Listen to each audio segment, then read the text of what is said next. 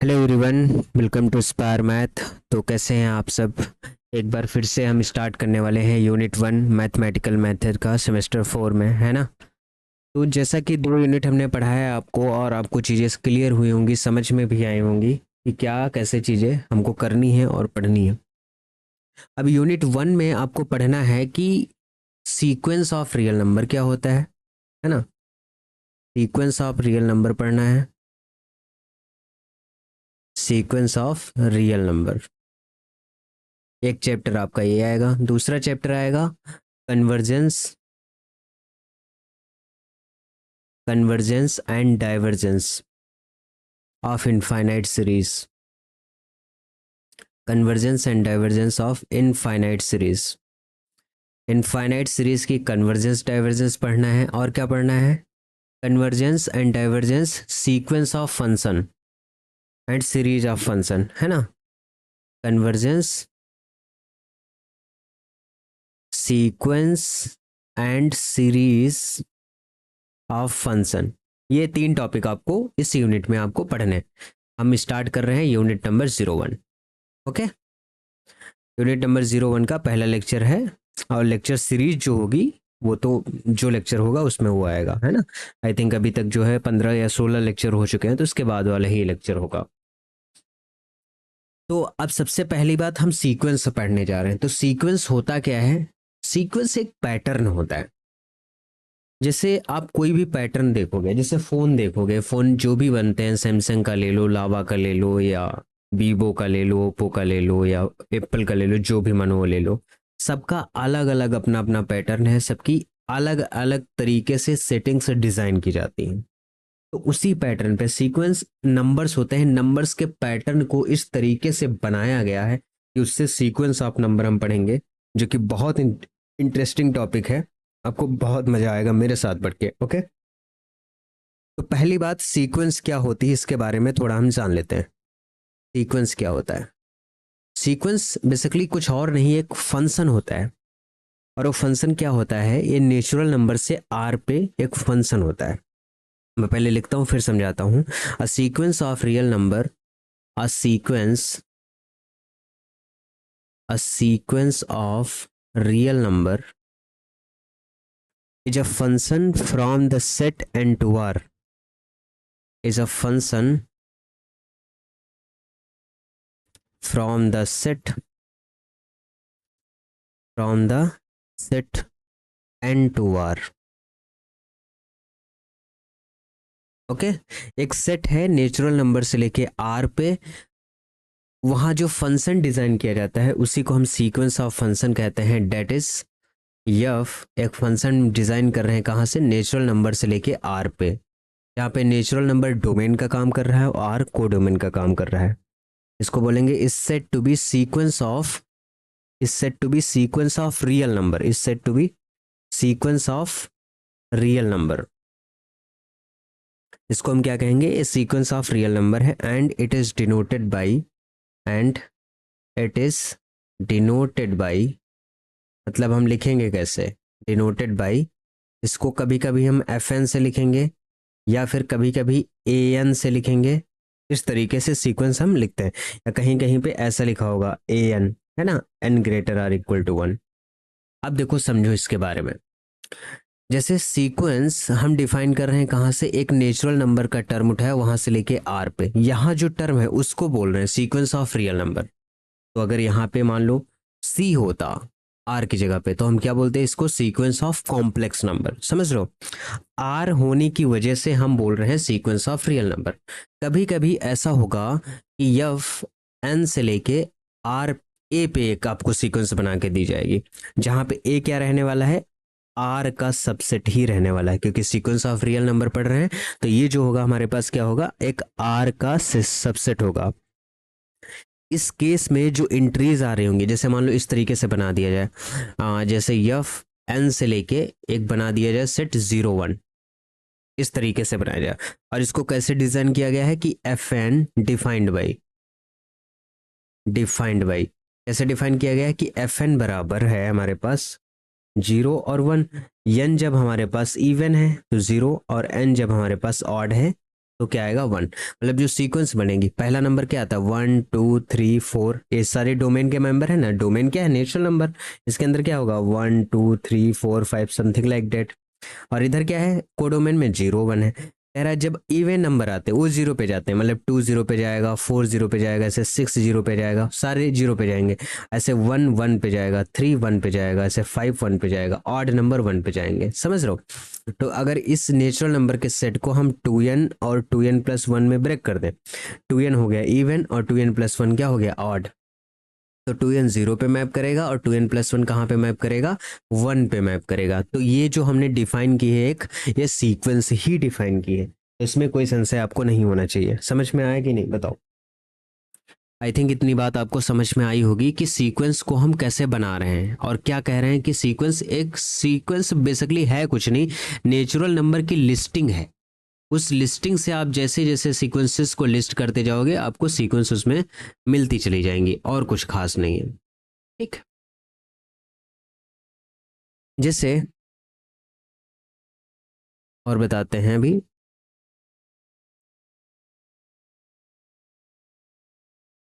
हाँ, जैसे सीक्वेंस के आपको एग्जांपल लिख लो, एग्जांपल लिखो यहाँ पे, एग्जांपल ऑफ सीक्वेंस। पहला एग्जांपल है कि ए एन जो होगा आपका इस तरीके से -1 की पावर एन, एक ये सीक्वेंस है।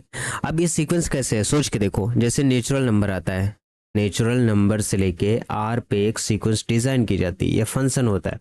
ये हमारे पास सीक्वेंस ऑफ रियल नंबर होता है। तो जैसे मान लो नेचुरल नंबर डोमेन है हमारे पास, ऐसे लिस्ट करते हैं 1 2 3 4 5 6 इस तरीके से। तो अब देखो इसमें जब n की जगह पे आप 1 रखोगे तो -1 आंसर देगा, n की जगह पे 2 रखोगे तो क्या देगा आंसर, n की जगह पे अगर 2 रखोगे तो आंसर क्या आएगा हमारे पास +1, 3 रखोगे तो -1, 4 रखोगे तो +1, 5 रखोगे तो -1, 6 रखोगे तो +1, ऐसे ही आता चला जाएगा। मतलब जो डोमेन है इधर नेचुरल नंबर, ये को डोमेन पे जाके मैच होगा, या तो +1 आएगा या फिर क्या आएगा -1। तो इसका नेचुरल नंबर का हर एक एलिमेंट इन्हीं दो एलिमेंट पे जाके मैच होता है। तो यहाँ से अगर हम डिज़ाइन करें range of sequence, range of F, function की रेंज यानी इस सीक्वेंस की रेंज, ये जो फंक्शन ए एन हमने बनाया है इसकी रेंज क्या होगी, इसकी जो रेंज होगी वो -1 से लेके 1 की होगी। ठीक, ये बात समझ में आई। ये होती है रेंज, सीक्वेंस की रेंज। ठीक है, जैसे दूसरा एग्जाम्पल देखो, एग्जाम्पल नंबर 2। अगर ए एन हमने डिज़ाइन कर दिया 1 इस तरीके से। अब देखो, अब n बराबर आप कुछ भी लो, जैसे नेचुरल नंबर इधर है एक डोमेन और इधर क्या है 1, तो नेचुरल नंबर का हर एक एलिमेंट जाके कहाँ पे मैच हो रहा है 1 पे। तो इस सीक्वेंस की रेंज क्या हो जाएगी, रेंज ऑफ एन क्या हो जाएगा 1 हो जाएगा। सिंपल, जस्ट एक एलिमेंट हो जाएगा रेंज के अंदर। ठीक, अभी मान लो हम कुछ एग्जाम्पल लिख देते हैं, जैसे एक एग्जाम्पल लिखते हैं ए एन बराबर, हमने लिख दिया n, दूसरा लिख दिया ए एन बराबर एक एग्जाम्पल 1/n। ये सब सीक्वेंस हैं, और जहाँ पे n की चॉइस कहाँ से है, नेचुरल नंबर से। n की चॉइस जो है वो सारी की सारी नेचुरल नंबर से। एक ए एन बराबर हमने लिख दिया -1/n, एक ए एन बराबर आ जाएगा आपके पास 1 + -1 की पावर n/n। ये सब सीक्वेंसेस हैं। ठीक, अब इस रिकरेंस रिलेशन में कभी कभी सीक्वेंस मिलेगी, ए एन प्लस 1 बराबर क्या होगा हमारे पास a n + 1/2। इस तरीके से रिकरेंस रिलेशन में भी आपको सीक्वेंस मिलेगी, जहां पे बताएगा a1 0 है और a2 का मान 1 है। इस तरीके से एक ये भी एग्जाम्पल है सीक्वेंस का। ये सारे एग्जाम्पल जो हम लिखवा रहे हैं सारे के सारे सीक्वेंस के एग्जाम्पल हैं। कभी कभी इस तरीके से ब्रांच फंक्शन में सीक्वेंस डिफाइन की जाएगी 1 + 1/n, 1 - 1/n, जहाँ पे n जो है वो नेचुरल नंबर का टर्म है, यहाँ पे भी n क्या है नेचुरल नंबर से आ रहा है। तो इस तरीके से सीक्वेंसेस आपकी डिजाइन की जाती हैं। जो रेंज होगी सीक्वेंस की वो हमेशा क्या होगी, नेचुरल नंबर से कम ही होगी। अब देखो मैं तुमको सिखाता हूँ। जैसे हमने कहा कि सीक्वेंस जो है वो फंक्शन है, नेचुरल नंबर से किसी रियल नंबर पे जा रहा है, तो डोमेन हमारा नेचुरल नंबर है। तो आप कोई भी सीक्वेंस जब डिजाइन करोगे तो इस n के सारे मेंबर को जाके कहीं ना कहीं पे मैप करेगी इस पे। अब n के हर एक मेंबर को यहाँ पे मैप कर रही है मान लो, तो ये जो है सबसेट किसका हो रहा है, ये r का सबसेट ही हो रहा है। मान लो a है और ये किसका सबसेट है, r का। तो इसके अंदर रेंज क्या होता है, रेंज वो होता है डोमेन के वो सारे एलिमेंट जो कोडोमेन में मैप करते हैं उनका एक सेट बना लो, उसी सेट को हम क्या बोलते हैं, रेंज बोलते हैं। तो जो रेंज रहता है, रेंज ऑफ एफ, वो हमेशा कैसा रहता है, less or equal to natural number की कार्डिनलिटी से कम रहता है। जो नेचुरल नंबर के अंदर एलिमेंट होते हैं उनसे क्या रहेगा, हमेशा रेंज कम ही रहेगी, या फिर उसके इक्वल हो जाएगी, उससे ज्यादा नहीं हो सकती कभी भी। क्लियर? ओके। तो यहां से एक बात हमको पता चली, एक पॉइंट पता चला कि रेंज ऑफ एफ, जो सीक्वेंस है रेंज ऑफ एफ, वो क्या होगी हमारे पास, मस्ट बी काउंटेबल। रेंज हमेशा कैसे रहेगी, काउंटेबल रहेगी। ये बात क्लियर हुई कि नहीं बताओ? अगर रेंज क्लियर है तो आगे बढ़े। अब दूसरी बात, अब इसी में जैसे सीक्वेंस तो हमने देख लिया, अब डिफाइन किया गया सब सीक्वेंस क्या होता है। सब सीक्वेंस क्या होता है, सब सीक्वेंस क्या होते हैं, सब सीक्वेंस भी बेसिकली एक सीक्वेंस ही होती है। लेकिन जैसे हमने कहा एक्स एन, मान लो कोई हमारे पास एक सीक्वेंस है, या ए एन हमारे पास कोई सीक्वेंस है आर की, तो सब सीक्वेंस क्या होगी, जो सीक्वेंस की टर्म होती है उन टर्म को बाहर निकालना। मैं आपको समझाता हूँ, ठीक। सब सीक्वेंस देखो, जैसे हमने ए एन एक सीक्वेंस ली थी, ए एन हमने एक सीक्वेंस ली कैसी, -1 की पावर एन, ये ली। तो एन की चॉइस कहाँ से लोगे आप, नेचुरल नंबर से लोगे। देखो इसको जब ओपन करोगे तो एक तो 1 रखोगे तो -1 आएगा, 2 रखोगे तो +1 आएगा, 3 रखोगे तो -1, 4 रखोगे तो +1, -1 +1, है ना, -1 +1 -1 +1, इस तरीके की सारी टर्म इसके अंदर आती चली जाएंगी। बताओ ये बात समझ में आई? बहुत बढ़िया। अब यहां से अगर रेंज देखोगे, अब जैसे ये 1 पे पोजीशन है, ये किस पे पोजीशन है बताओ, ये वाली 3 पे, ये वाली 5 पे, ये वाली 7 पे, ये वाली 9 पे, इस तरीके से। और ऊपर वाली ये 2 पे पोजीशन है, ये 4 पे, और ये वाली 6 पे, ये वाली 8 पे, और ये वाली 10 पे, इस तरीके से। तो यहां से ये समझ में आता है कि n जब इवन है, n इवन है, इवन का मतलब क्या है, अगर n को हम 2 से मल्टीप्लाई कर दे तो हमेशा इवन ही तो आएगा। अगर 1 लो, 2 लो, 3 लो, 4 लो, क्या ही फर्क पड़ता है। तो A2n, n की जगह पे हमने लिख दिया 2n, तो इसकी जो सीक्वेंस बनी वो उसके अंदर क्या है, सिर्फ 1 एलिमेंट आया, इस वाली सीक्वेंस है, देख पा रहे हो। ऐसे A अगर 2n + 1 ले लो, यानी ऑड है, मतलब 2n में अगर इवन में एक नंबर जोड़ दोगे तो वो ऑड ही तो बनेगा भाई, 2 में 1 जोड़ोगे 3 ही तो आएगा, आएगा कि नहीं। तो ये वाला जो टर्म आएगा वो क्या आएगा, -1 आएगा। तो ए भी अपने आप में एक सीक्वेंस है और ए भी अपने आप में एक सीक्वेंस है। तो ये दोनों क्या हो गई, सब सीक्वेंस। ये क्या हो गई हमारे पास, सब सीक्वेंस हो गई। किसकी सब सीक्वेंस हो गई, ये जो A1 गिवन है हमको, सीक्वेंस से ही हम सब सीक्वेंस बनाएंगे। जैसे आप ग्रुप से सब ग्रुप बनाते थे, तो कोई भी ग्रुप दिया जाता था तो उसके कुछ एलिमेंट इकट्ठा करते थे और उनसे आप सब ग्रुप बना लेते थे। वही काम यहाँ पे भी करना है कि आप एक को एक सीक्वेंस दे जाएगी, उसके अंदर से कुछ एलिमेंट इकट्ठा करो, लेकिन वो पैटर्न में होने चाहिए। ये नहीं है कि पहले के 10 एलिमेंट इकट्ठा कर ले आपने, सब सीक्वेंस उसको बना दिया। सब सीक्वेंस हम उसी को कहेंगे जो एक पैटर्न बना रही हो। यानी एन अगर कोई सीक्वेंस है आर में, तो सब सीक्वेंस जो होगी सीक्वेंस की, जिसके जो टर्म होंगे हम इस तरीके से चूज करेंगे कि वो ओरिजिनल ऑर्डर में हो, एक ऑर्डर में आने चाहिए। अगर ऑर्डर नहीं, पैटर्न यानी पैटर्न नहीं फॉलो कर रहा है, तो हम उसको सब सीक्वेंस नहीं बोलेंगे। क्लियर? ओके। अब जैसे देखो, जैसे ए एन हमारे पास ये इस तरीके की सीक्वेंस है, कैसी, 1/n टाइप की ये सीक्वेंस है, ठीक। ये क्वेश्चन मैंने ले लिया।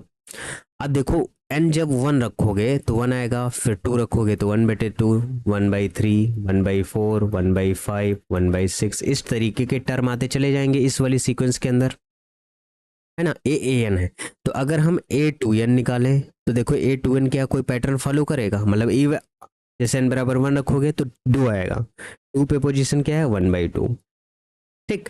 n = 2 रखोगे तो 4 आएगा, 4 पे पोजीशन क्या है, 1/4, 3 रखोगे तो 6 आएगा, तो 1/6, और फिर क्या रखोगे, 4 रखोगे तो 8 आएगा, तो 1/8। ये वाली पोजीशन, ये इवन टर्म आते चलेंगे। तो इस सीक्वेंस को हम लिख सकते हैं 1/2n टाइप से लिख सकते हैं, A2n। ऐसे आप निकालो A2n - 1, इसको निकाल लेते हैं। तो जैसे n बराबर 1 रखोगे तो क्या आएगा, 2 से जब 1 घटेगा तो 1 ही तो बचेगा, यानी पहला टर्म आ गया। और 2 से जब 4 से 1 घटेगा तो तीसरा टर्म यानी 1/3 आ गया, ऐसे 1/5 आ जाएगा, ऐसे 1/7 आ जाएगा, इस तरीके के टर्म यानी ऑड टर्म आ गए। तो ये 1/2n-1 टर्म आया ना। तो ये जो दो बनी हमारे पास, ये क्या बन गई, सब सीक्वेंस बन गई। किसकी सब सीक्वेंस बन गई, इस an की सब सीक्वेंस बन गई।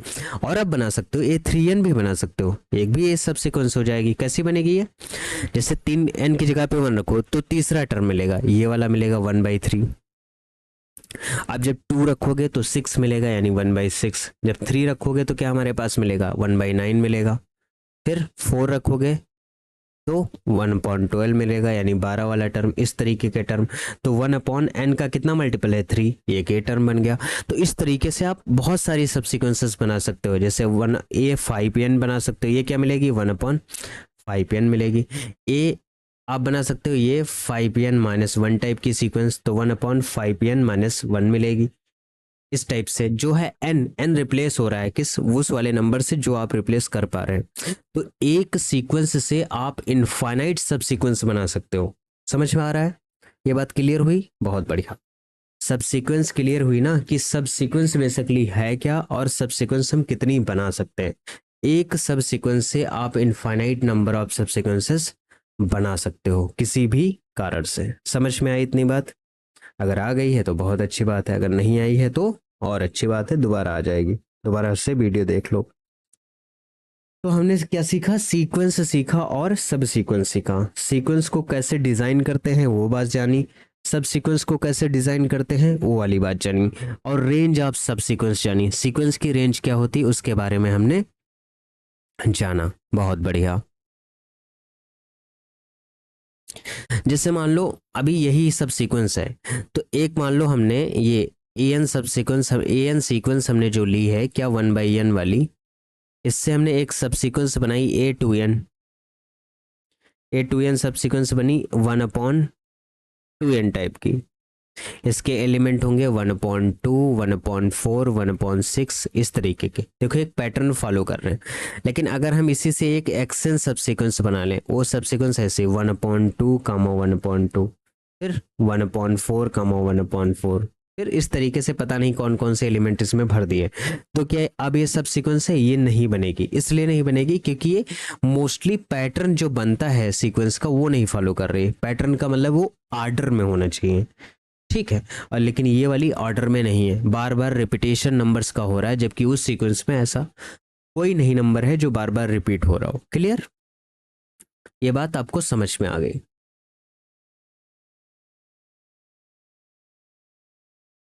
अब रेंज आपको पता चली कि रेंज सीक्वेंस की क्या हो गई। चलो अब रेंज के बारे में बात करते हैं। रेंज हालांकि हमने बता रखा है, लेकिन फिर देख लो कि range of a sequence, sequence की रेंज क्या होती। सीक्वेंस की रेंज वही होती है, जैसे मान लो हमने ए सीक्वेंस लिया -1 की पावर n, ये वाली सीक्वेंस है ना। तो अब यहां से हमें पता चला है कि ये नेचुरल नंबर का डोमेन है, ये +1 पे जाएगा या फिर -1 पे जाएगा, दो ही टर्म पे जाएगा।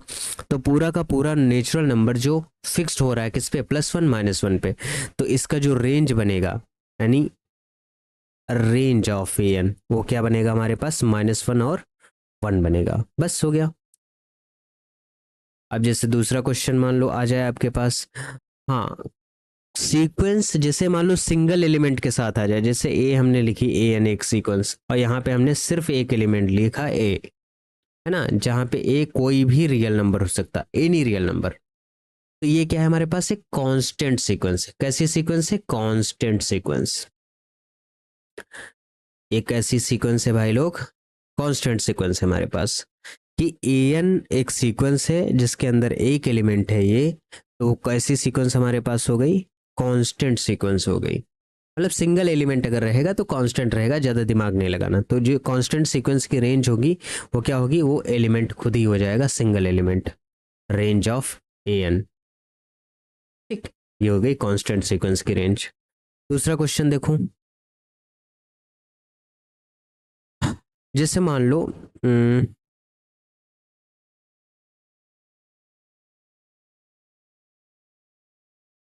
हमारे पास ए एन बराबर आ जाए n, ये वाली सीक्वेंस आ गई। तो सीक्वेंस क्या होता है? फंक्शन होता है नेचुरल नंबर से लेके रियल नंबर पे। तो डोमेन किसका है? नेचुरल नंबर का। क्या नेचुरल नंबर का हर एक एलिमेंट यहाँ पे मैप करेगा? ये तो आर से आ रहा है ना, और ये हमारा एन से आ रहा है। नेचुरल नंबर का हर एक एलिमेंट जितना है वो सारा का सारा इस पे मैप करेगा, किसके थ्रू? एन के थ्रू। लेकिन नेचुरल नंबर से अगर वन लाओगे तो इसके थ्रू वन पे जाएगा, टू लाओगे जैसे ए वन आएगा वन, ए टू आएगा टू, इस तरीके से निकालोगे ना, a one a two a three a four dot dot dot, तो ये आएगा one two three four dot dot dot. ये रेंज ही तो है, मतलब सीक्वेंस ही तो है, तो पूरे के पूरे नेचुरल नंबर ही लिस्ट हो जाएंगे। तो इसकी जो रेंज होगी, रेंज ऑफ ए एन, वो हमारे पास क्या होगी? एन होगी नेचुरल नंबर, और एन कहाँ से बिलोंग कर रहा है? नेचुरल नंबर से। ये हो जाएगी इसकी रेंज। क्लियर? तो आपको समझ में आया होगा कि हम रेंज बेसिकली कह किसको रहे हैं, कि सब सीक्वेंस की रेंज किसको हम बोल रहे हैं। ओके, बहुत बढ़िया। अब देखते हैं कि बाउंडेड सीक्वेंस क्या होती है। अब सीक्वेंस को बाउंडेड होने के लिए दो चीजें आपको अप्लाई करनी पड़ेंगी। नेक्स्ट टर्म आता है हमारे पास बाउंडेड सीक्वेंस। Bounded sequence. अगर सीक्वेंस को भाई लोग बाउंडेड करना है, ध्यान दो, तो हमें दो बातें ध्यान रखनी है। सीक्वेंस को बाउंडेड करने के लिए आपको दो बातें ध्यान रखनी। पहला, उसको बाउंडेड एबव होना पड़ेगा। दूसरा, उसको बाउंडेड बिलो होना पड़ेगा।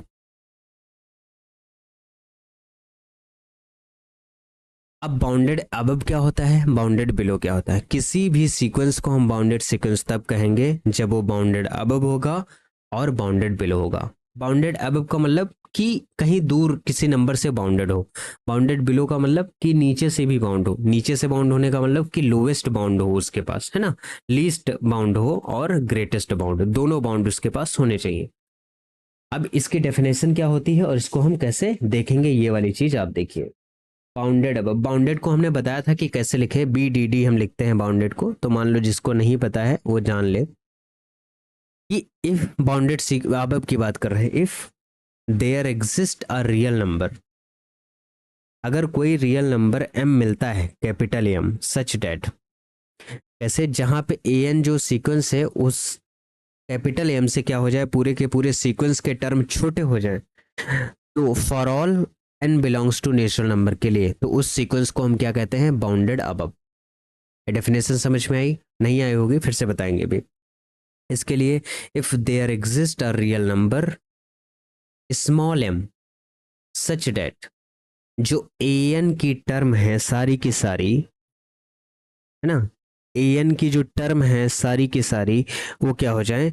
बड़ी हो जाए इस स्मॉल एम से, for all n greater or belongs to n, तो उस केस में हम क्या कहेंगे? बाउंडेड बिलो है। मतलब सीक्वेंस के अंदर ऐसी टर्म एग्जिस्ट करनी चाहिए, है ना। मान लो एक सीक्वेंस के अंदर आपको एक ऐसा टर्म मिल जाए कि उस टर्म से सीक्वेंस की हर टर्म बड़ी हो, तो उसे हम बोलेंगे कि वो बाउंडेड बिलो वाला टर्म है। और सीक्वेंस के अंदर एक ऐसा टर्म मिल जाए, फिर उस सीक्वेंस के सारे टर्म उस वाली टर्म से छोटे हों, तो हम उसको क्या बोलेंगे? बाउंडेड अबव बोलेंगे। इतनी बात क्लियर? अगर क्लियर है तो बहुत अच्छी बात है, अगर नहीं क्लियर है तो समझाते हैं आपको, परेशान होने की जरूरत नहीं। देखो, जैसे हमने मान लो सीक्वेंस एक ले ली, है ना, एक मान लो सीक्वेंस ले ली, जैसे ए एन बराबर हमने एन ले लिया, ये वाला एग्जाम्पल ले लिया। अब इसके टर्म कैसे हैं? ए एन बराबर वन है, टू है, थ्री है, फोर है, फाइव है, सिक्स है, डॉट डॉट डॉट, इस तरीके के टर्म है सीक्वेंस के अंदर।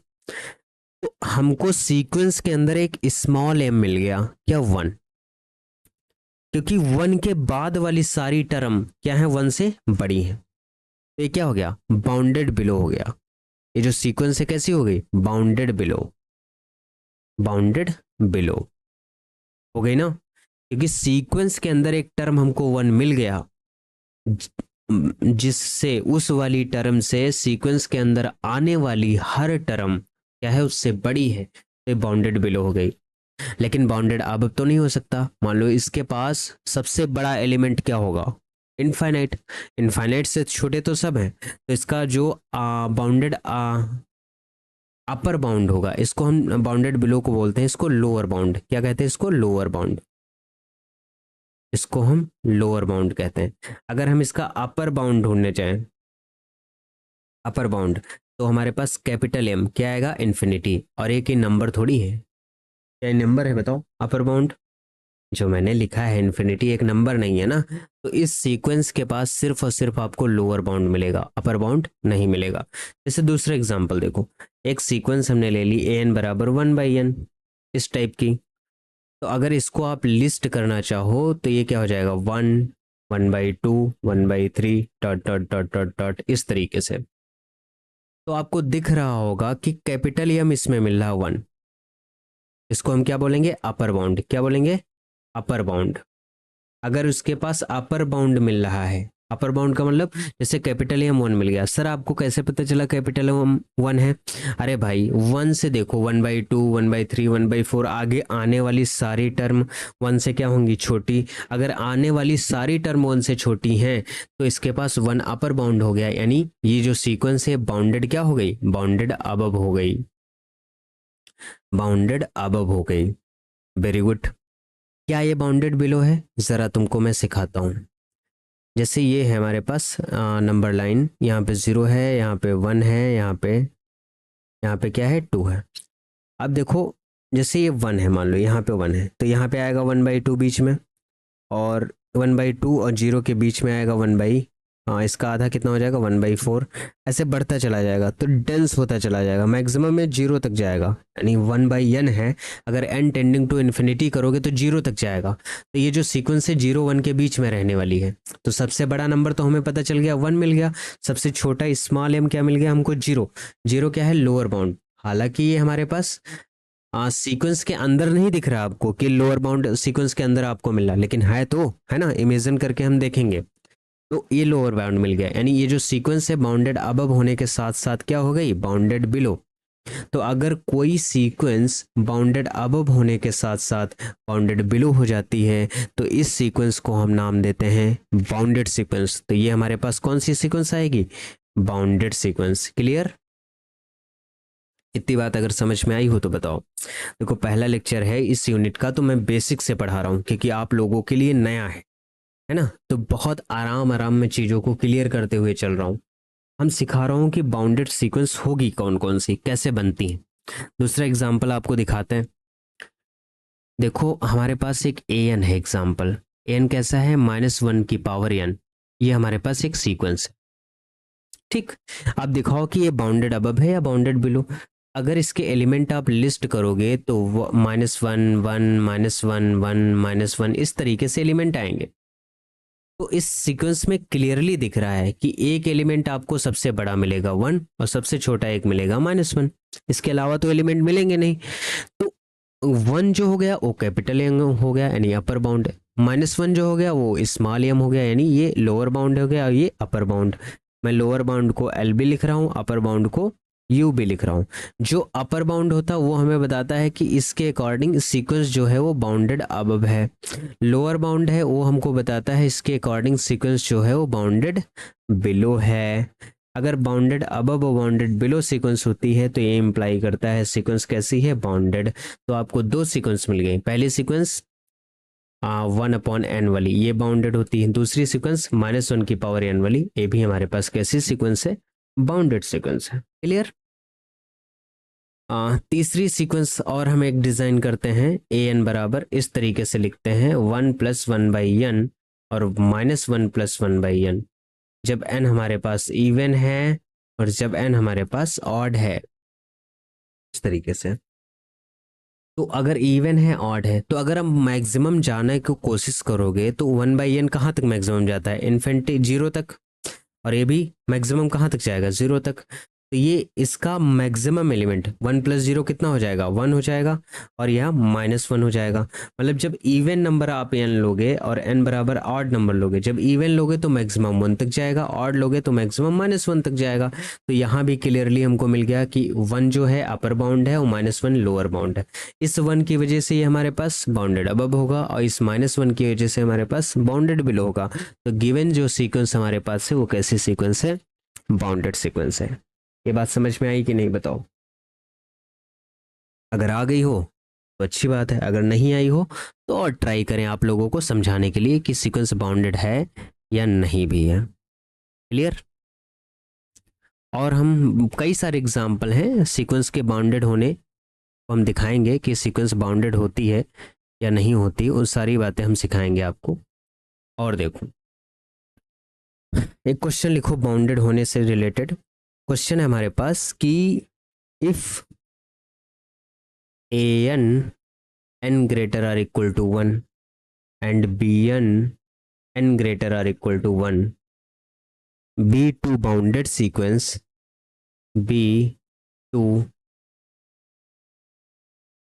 bounded sequence अगर an और bn हमारे पास कोई दो सीक्वेंस हैं जो कि क्या है, बाउंडेड हैं, then an plus bn is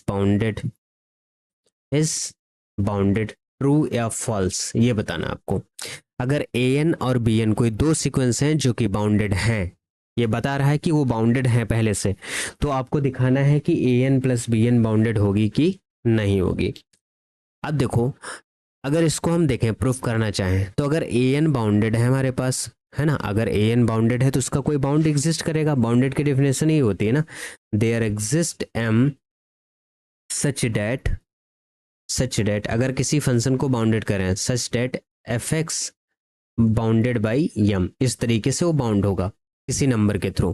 तो ऐसे an बाउंडेड है तो there exist m such that an is less or equal to m, n इस m से क्या है, बाउंडेड है। And there also exist g such that bn भी बाउंडेड है, ये गिवन है, तो bn less or equal to g हो जाएगा for all n belongs to natural number के लिए, for all n belongs to natural number के लिए। हमको दिखाना क्या है, an प्लस bn के बारे में, तो इसका मॉड हम दिखाते हैं। तो इसका मॉड कैसे निकलेगा, less or equal to mod of an plus mod of bn।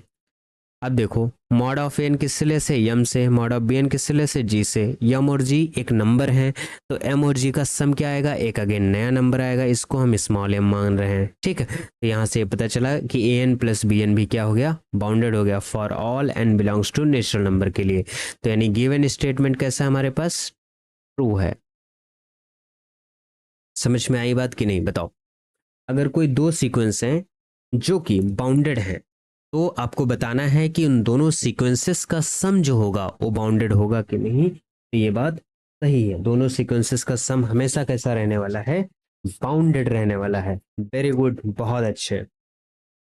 Now we are moving to next question कि अगर कोई दो सीक्वेंस हैं जो बाउंडेड हैं तो उनका डिवाइड बताओ।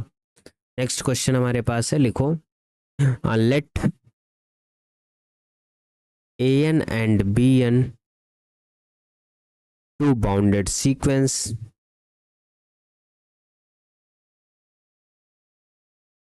then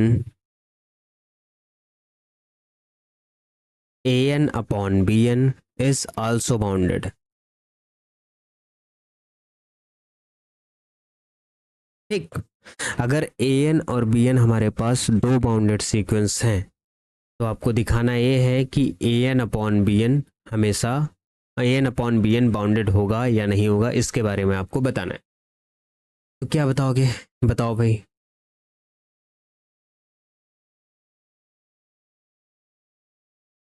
किससे बताएं, एग्जाम्पल से करवा देते हैं इसको। अगर an और bn दो बाउंडेड सीक्वेंस हैं तो an अपॉन bn को दिखाना है वो बाउंडेड होगा कि नहीं। जैसे मान लो हम an बराबर चूज कर लें अगर 1/n सीक्वेंस, ये बाउंडेड है आपको बताया। ऐसे bn बराबर अगर मैं चूज कर लूँ 1/n², जब 1/n बाउंडेड है तो 1/n² भी बाउंडेड होगा। अगर हम यहाँ से an अपॉन bn निकालते हैं तो ए एन हो जाएगा 1/n, बी एन हो जाएगा 1/n², तो आ जाएगा 1/n multiply n square by 1, n से एन कैंसिल, क्या आ गया n. A n upon b n एक नया सीक्वेंस है एन, जो कि एन बाउंडेड नहीं है, क्योंकि ये एन मैक्सिमम कहाँ तक जाएगा, इन्फिनिटी तक जाएगा, है ना, तो ये अनबाउंडेड हो जाएगा। इन्फिनिटी पे जैसे एन टेंडिंग टू इन्फिनिटी करो, जैसे इसमें करते हो एन टेंडिंग टू इन्फिनिटी, तो मैक्सिमम इज 0 तक जाएगा, ए भी 0 तक जाएगा, तो ये दोनों सीक्वेंस बाउंडेड है, और अपर बाउंड भी है, लोअर बाउंड भी है इसके पास, तो ये बाउंडेड है। लेकिन ये देखो एन वाला जो सीक्वेंस है बाउंडेड नहीं है, क्योंकि इसके पास हमको सिर्फ लोअर बाउंड मिल रहा है, अपर बाउंड नहीं मिल रहा है। तो इसका मतलब जो गिवन स्टेटमेंट है एक ऐसा है हमारे पास फॉल्स स्टेटमेंट है। कह रहा है कि अगर a n b n bounded sequence है तो a n upon b n bounded है, ये फॉल्स है बात, ये बात सही नहीं है। क्लियर? ओके, चलो एक दूसरी बात और देखते हैं इसी के रिगार्डिंग। क्वेश्चन लिखूं, इसी टाइप के क्वेश्चन पूछे जाएंगे। अगर ए एन और बी एन कोई दो अनबाउंडेड सीक्वेंस है,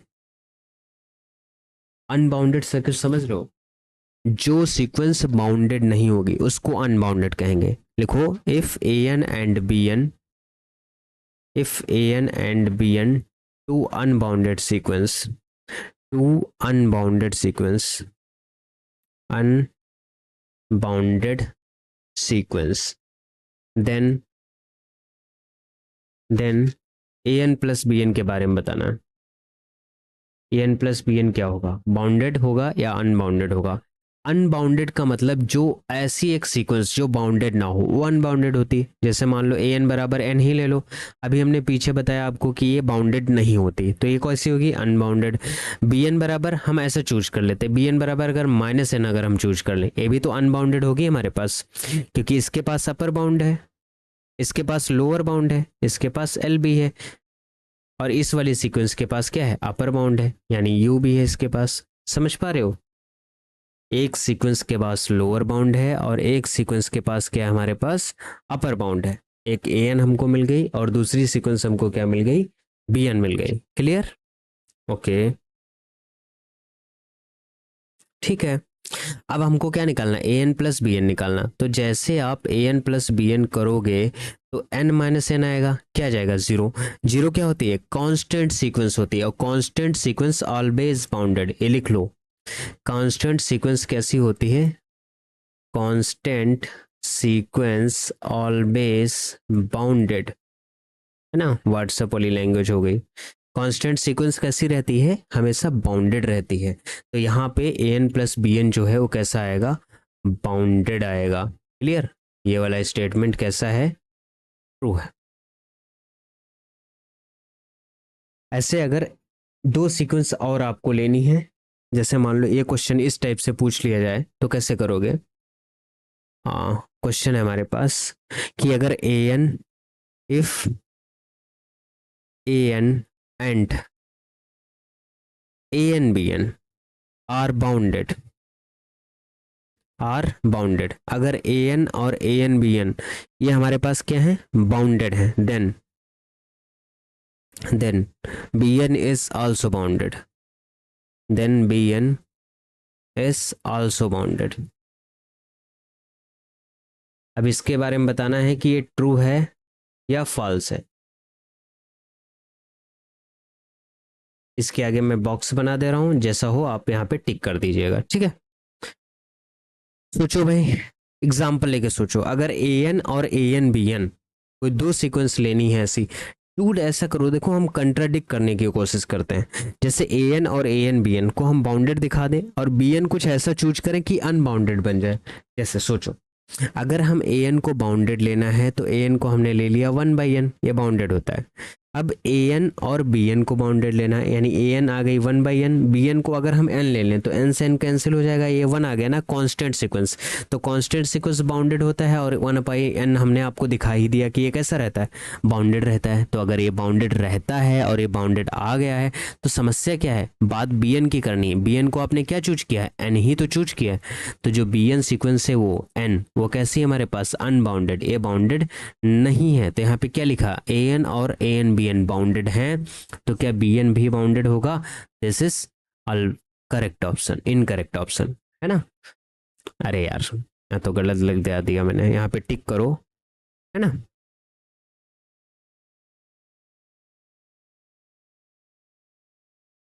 यहाँ पे टिक होगा, ये हो गया गलत, ट्रू नहीं है। एक ऐसा ऑप्शन हो गया हमारे पास, फॉल्स ऑप्शन हो गया।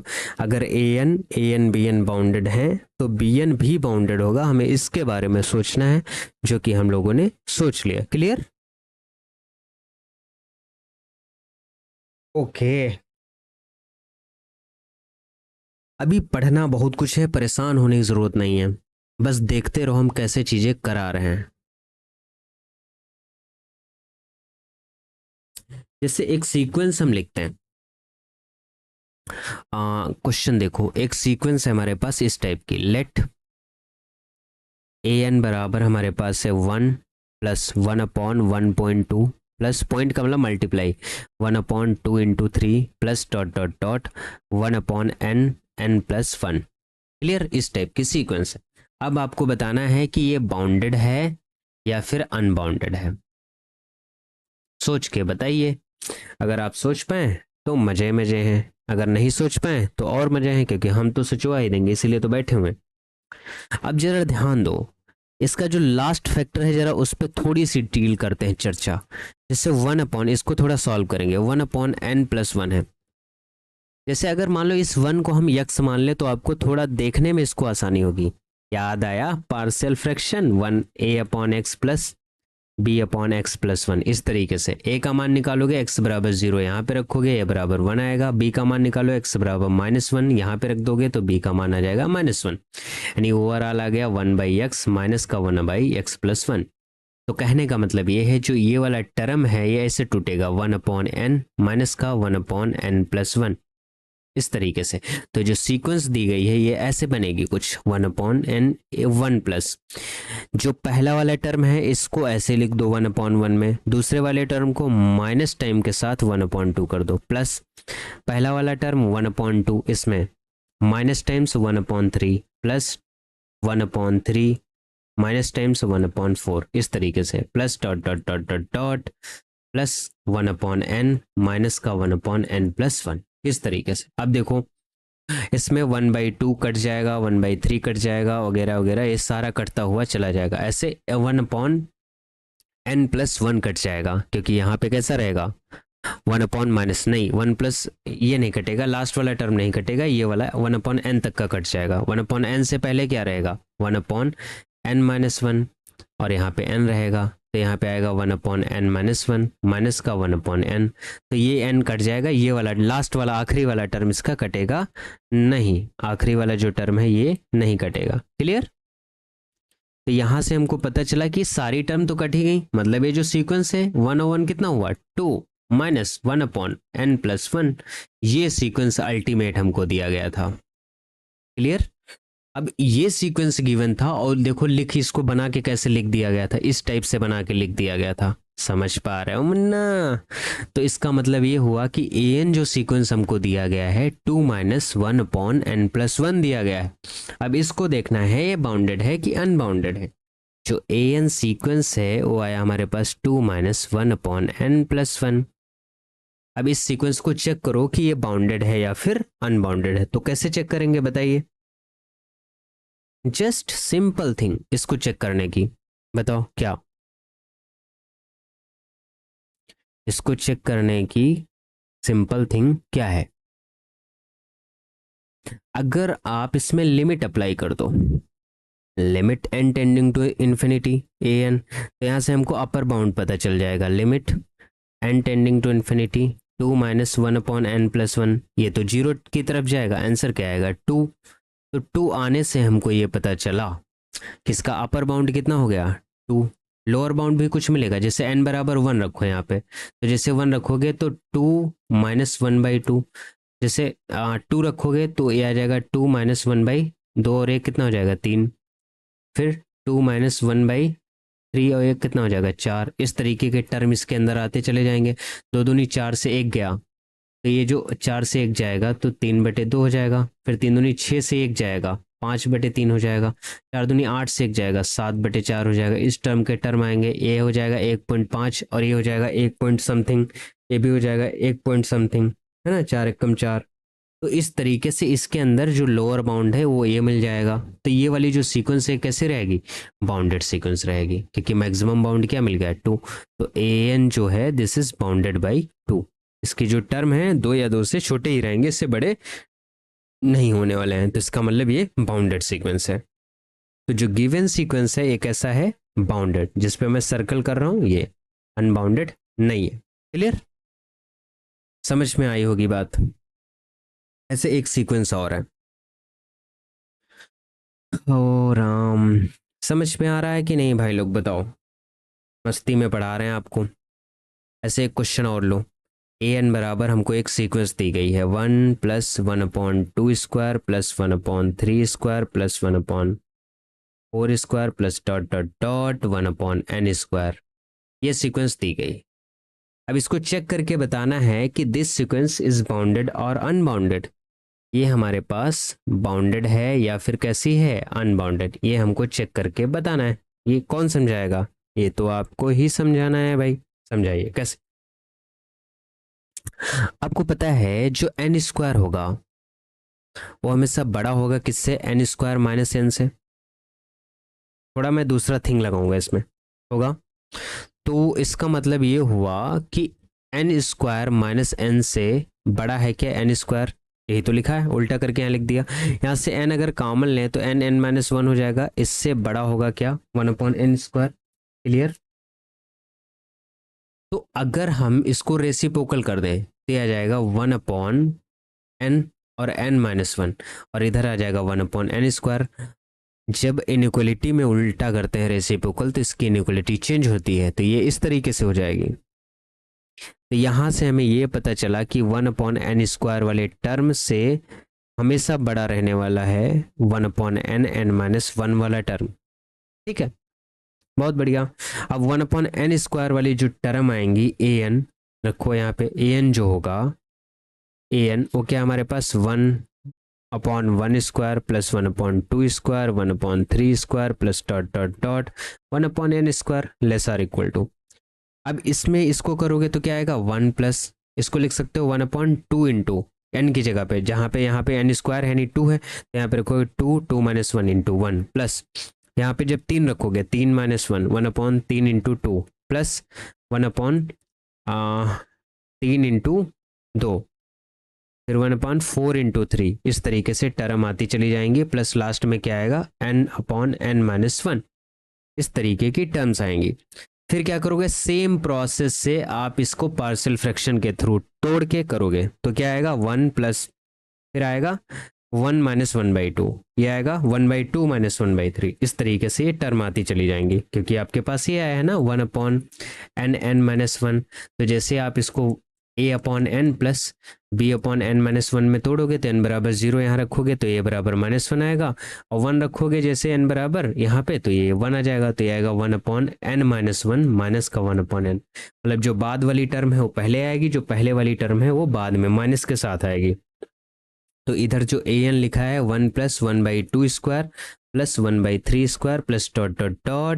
1/n², इससे बड़ा क्या होगा, 1 प्लस 1 से घटेगा 1/2 प्लस 1/2 से घटेगा 1/3 प्लस ... इस तरीके की टर्म आएंगी। 1/n-1 से घटेगा क्या, 1/n। ये सारी टर्म कैंसिल हो जाएंगी, क्या बचेगा, ये 2 - 1/n, 2 - 1/n। आप जैसे इन्फिनिटी की तरफ ले जाओगे तो ये मैक्सिमम कहाँ जाएगा, 2 की तरफ जाएगा। तो जो ए एन है वो लेस देन होगा किससे, 2 से, और बड़ा किससे होगा, मैक्सिमम वैल्यू ए एन की क्या होगी, चूंकि ये सारा कुछ देखो 1 में प्लस हो रहा है 1/2² 1/3², तो हमेशा 1 से तो बड़ा ही रहेगा, तो ए एन 1 से बड़ा रहेगा। तो इसके बीच में बाउंडेड हो गया ना, ये बाउंडेड अपर बाउंड हमको मिल गया, और ये क्या मिल गया, लोअर बाउंड। तो ये क्या हो गया हमारे पास, सीक्वेंस बाउंडेड सीक्वेंस हो गया। तो जो दोनों सीक्वेंस मैंने आपको दिखाई वो दोनों सीक्वेंस कैसे निकल गई, बाउंडेड निकल गई। क्लियर। अब यहां से सीक्वेंस की बाउंडेडनेस तो हम चेक कर चुके। अब हम पढ़ेंगे कि सीक्वेंस की कन्वर्जेंस क्या होती है और सीक्वेंस का लिमिट पॉइंट क्या होता है। सीक्वेंस कन्वर्ज कब करती है, कब डाइवर्ज करती है, क्या सीक्वेंस के लिमिट पॉइंट एक से ज्यादा हो सकते हैं या नहीं हो सकते हैं, क्या सीक्वेंस हमेशा अपने लिमिट पॉइंट पे ही कन्वर्ज करता है, क्या कन्वर्जेंट सीक्वेंस बाउंडेड होती हैं? क्या कन्वर्जेंट सीक्वेंस कॉसी होती हैं? तो ये सारे सवालों के जवाब अगर आपको देखने हैं तो आप बने रहिए हमारे साथ, और लेक्चर नंबर 2 में हम आपसे मिलते हैं कन्वर्जेंस केस के साथ। ठीक है, तब तक के लिए बाय बाय, मिलते हैं आपसे नेक्स्ट लेक्चर में।